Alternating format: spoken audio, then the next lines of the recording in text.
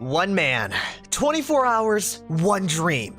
And that dream is to kill as many zombies within 24 hours in Project Zomboid, which translates to about 1 hour of real time if you don't account for sleep. Now, that might seem like a lot of time to rack up a high kill count, but with an unforgiving game such as this, the preparation and planning is going to need 100% from me, especially if I want to reach my goal of at least 1,000 zombies by the end of this. Also, I just want to say I won't be using any vehicles nor fire, as those don't actually get counted for, and doing it by hand is much more fun. Now, this is going to be an episode where I'm actually voicing over it, mostly because of how stressful this was to pull off correctly.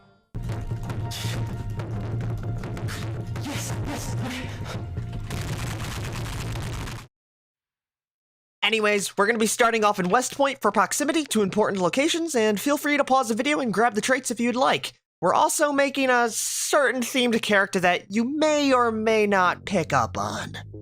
And so we are going to be springing instantly into action in our starter base, grabbing some water, and looting our starter home for any well-needed supplies. Right now, our most important item to acquire is a lighter, but bourbon and a good melee weapon would be perfect as well. I did take lucky, so hopefully we can get some good loot.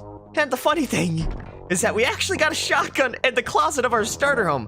While the crazy find, it's actually not super crazy, as our entire plan is to make our way down towards the West Point gun store. Still a fantastic find though, and those 48 shotgun shells will go a long way. It actually looks like we spawned on the east side of West Point, so we'll be jogging to ground zero of my master plan. We will be running through a few homes briefly, and cars as well, on the lookout for that beautiful lighter, because without it, my entire plan is going to be in shambles. Matter of fact, I had to restart a few runs just because I couldn't find a lighter in a fast amount of time. So far though, we aren't getting jack, and frankly risking our lives. Thankfully, we are athletic, so we can spare to run and hop into some random locations without too much of a negative connotation, though we are on the clock that is always ticking. Matter of fact, we are already in on our first hour, and still nowhere where I want to be. Though we finally have entered the West Point city limits. Now, we do actually have a small pit stop to visit today, and that would be the West Point hardware store. While we have a gun and a bag, we're gonna need a discreet way to take out Zeds, so the gun store raid goes as swimmingly as possible. And the entire hardware store is currently a pile of ash. Though thankfully, there are still some shelves left though. We're on borrowed time with that horde right behind us, so I'm just gonna take the pipe wrench and get the heck out of there. With that little pit stop out of the way, our next location for well-needed supplies is going to be the Giga Mart, a store with everything a boy could ever want, other than guns and ammo. But aside from that, it's a great place. And of course, I have to check out these cars for a lighter because there could be a small chance that they could spawn in the glove box. Nope. Alright, off to the store then. There are a few customers left, so let's try not to get jumped while looking for the goods. And more importantly, there might be a lighter in the back. Well, not a lighter, we actually found an extinguisher, which is really damn nice for our plan. I was just gonna use a saucepan with water to put out the flames, but the extinguisher would be a heck of a lot more reliable. Sadly, no lighter though. So now we have the final stop before the big gun store raid, and that's Twiggy's. Twiggy's actually has a pretty high chance for a lighter to spawn, so I'm crossing my fingers that we find one on a table, or behind the counter, or we're gonna need a restart. Fun fact, I actually restarted 3 different times doing this. We do have some visitors behind us, so we're gonna need to do this pretty quickly. Thanks to RNGesus, we did find a lighter in the cupboard, alongside some delicious and oh so flammable bourbon. I actually do still have this horde on our back, so we're gonna hug the wall right outside of Twiggy's to try and lose a majority, so we won't be interrupted while we do raid the gun store. We still have quite a few visitors, so it's about time we use this dang pipe wrench. Just like that, we culled them like nothing. Now we can throw our first Molotov, which did nothing, and we just got a bigger horde than we could ever possibly manage. Time to try and lose them off in the trees because we honestly can't afford this time. That actually went pretty well. Now that we've lost them, it's time to try the second Molotov, hoping this one actually works. And it did. Now begins the most stressful part of extinguishing the fires before it all gets destroyed. The fire extinguisher definitely came in use here though, but voila! We now have access to the gun store with only a mini horde banging at the windows wanting my flesh. Now begins the fun part of arming up for the action of this video. So let's grab as many shotgun shells as possible, which is around 11 boxes in total. So let's load up this beautiful double barrel. Can you feel the heat now, Mr. Krabs? So now we've got guns, ammo, and we pulled off the plan, which required the most amount of stress. With 7 hours on the clock, we can finally begin. And off goes the first shot.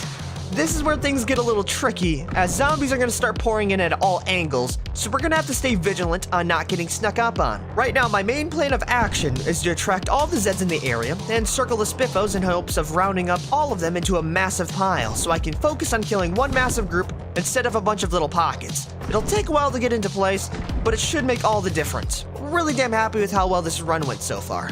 And so we begin the task of thinning out this horde of around 500 zombies, which is only about half of my target goal for the day. Having the veteran profession and the double barrel shotgun with a high damage is really darn nice because it means that I'll be able to hit the zombies fast and hard without having to worry about my panic.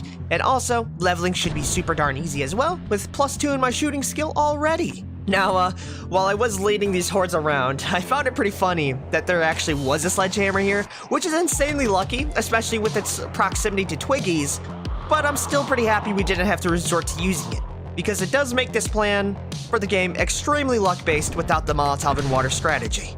So we fire, again, and again, and again, and again, and again, starting to accrue a lot of dead corpse piles on the ground, and I can definitely start smelling the corpse flies and pestilence. We've definitely lowered the numbers by a significant margin though, which is awesome. Let's clean out this horde once and for all now. 500 now sits at a pitiful 50, with a line of corpses in its wake. I think we did a pretty good job, but it's not enough for us yet.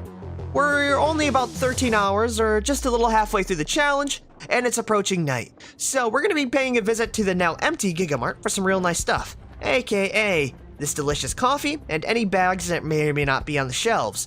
The coffee will allow us to continue into the wee hours of the night, and the bag will allow us to carry more ammo without encumbrance issues. We found both, so we're gonna eat that raw coffee, take the bag, and pay a little visit to the gun store for a final refill this time. Since we're running low on shotgun shells, and I want the slaughter to continue, I'll be packing a few sidearms once we do run out of our shells, and that will be the trusty M9 pistol and M36 revolver. Both of these have super common ammo types that are very low weight and absolute damage dealers once you get to a high level in aiming. So a few hundred rounds of these solidifies the fact that we'll be able to keep the trip going even without the shotgun. Anyways, we've spent enough time here, so now I march deeper into town to attract a whole new horde all over again. The West Point police station should be a good central location between the town and suburbs. There are also fences we can use as well. It might be a bit easier to get cornered here though, so we have to stay on our toes, especially when our field of view is very small because of the lighting and time of day. Don't want to end this with a sneaky bite. And while I am sitting here, absolutely laying waste to these hordes, it's very satisfying about how you can just slowly whittle down a horde, almost like an art project. Little brushes here, and little swipes there. Don't seem like anything too crazy, but after you do it 50 times, you start to see real differences. West Point has always been the bane to many with the population count, but today, the ball's in my court. I am the hunter, and they are the game. Really darn happy I took this double barrel shotgun though, just for style points alone. Look at this boomstick. With the horde being a shell of its former self, and almost 3 hours left on the clock, I was pretty darn happy with my progress so far. Though I dare not look at my actual kill count. I wanted to save that until the end, though the suspense was killing. That and the rotten stench of corpses as well. And that was the last shotgun shell. I honestly wasn't expecting that to last as long as it did, but now it's about time we switch to the pistol to take out the rest of the group. Definitely overcompensated with ammo that we could have saved later though. The XP that we did gain though, during that entire fight, has made this M9 a freaking killing machine. Every shot just about translates into a kill now.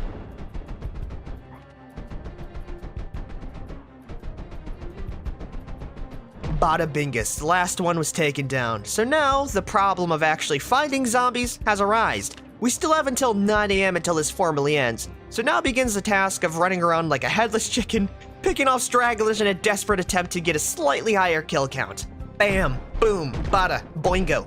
The clock finally strikes 9. I've left the city in shambles. Man Guy is surrounded by the corpse flies, and covered in blood as well. So, just how many zombies did I kill? 1,068 dead zombies, with the city of West Point looking like a ghost town. Hell to the yeah! Man Guy was an absolute legend, and it felt great to have passed over 1,000 kills in just one day of Project Zomboid, which equals to about 19.5 zombies killed per minute. I would say that's a success and a half, and a fantastic way to end this little challenge. Now, will all of you out there do better than me? Yes. Could I have done better? Probably. But today, I relish in the fact that I made a plan, and I was able to act on it to acquire my own self-made goal. Feel free to try this little challenge yourself, and be sure to let me know how it goes with your very own plan to get as many kills as possible in the comments section down below. Anyways, that's gonna be it for this. If you did like this little one-off, be sure to let me know by liking and subscribing. It means a whole heck of a lot. Maybe I'll continue this run sometime in the future and bring the cracked kill count into a weekly light. Peace out, everyone. Have a damn good one.